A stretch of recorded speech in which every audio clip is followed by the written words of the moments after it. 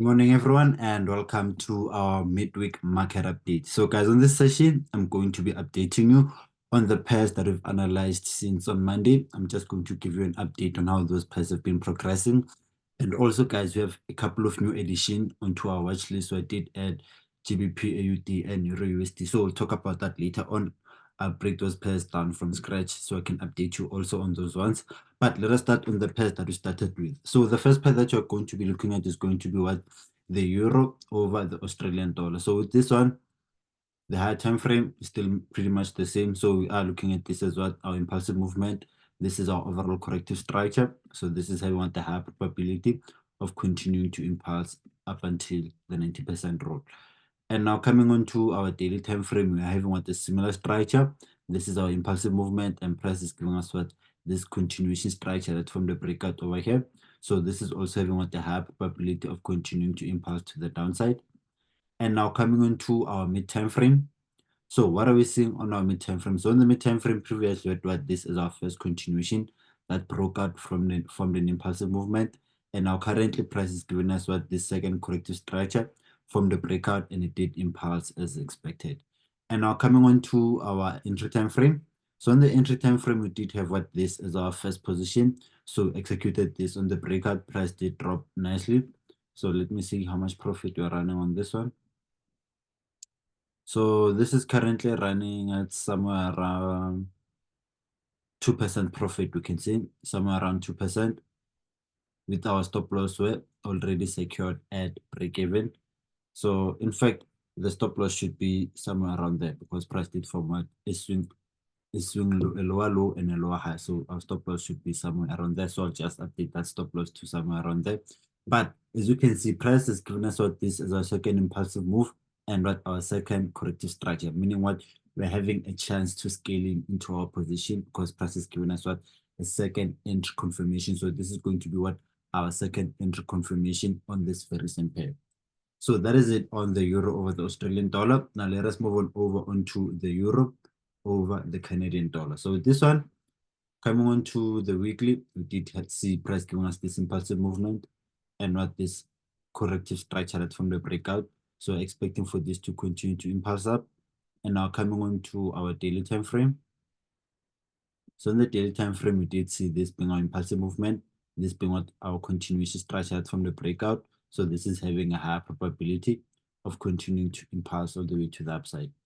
And now coming on to our mid time frame. So in the mid time frame, we did have what this is our continuation structure that from the breakout started to climb up, and as we drop on to our lower time frame, we did have what this is our continuation structure that we used to enter. So this is how we entered this one.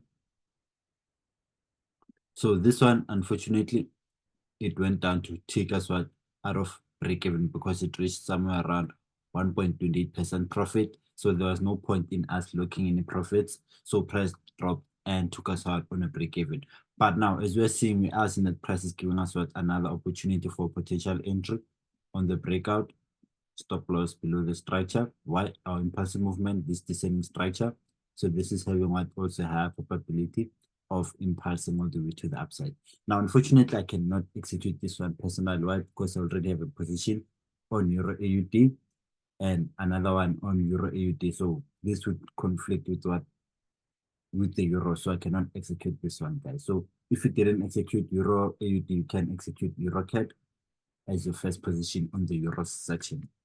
So that is it on that one. Now let us move on over onto our next pair, which I want the GBP over the Canadian dollar. So this one on the weekly, having this as our continuation structure that from the breakout over here and then a retest. Overall, this is having a high probability of climbing to the upside.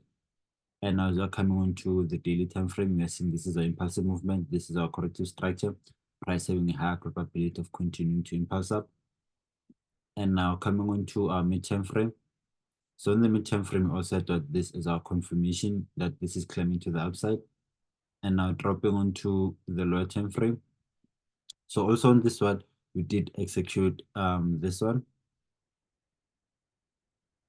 So also on this one, we are running the maximum profits was 2.40 something% profits, but also on this one could not secure any profit. So The only time it could have secured was at least if this was where on 3%. So if this was on 3%, then at least we could have secured somewhere around 2% profit. So this one, risk profits went up and then dropped to take us up on a break even.